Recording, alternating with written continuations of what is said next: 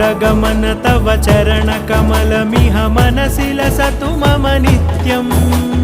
गरुडगमन तव चरणकमलमिह मनसि लसतु मम नित्यम्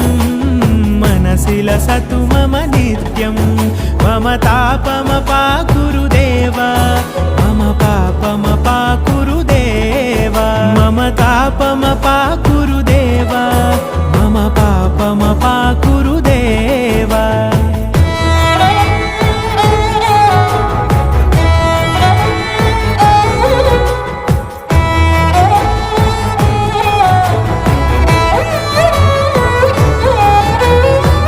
जनयन विधि नमुचिहरण मुख विबुध विनुत पद पद्मा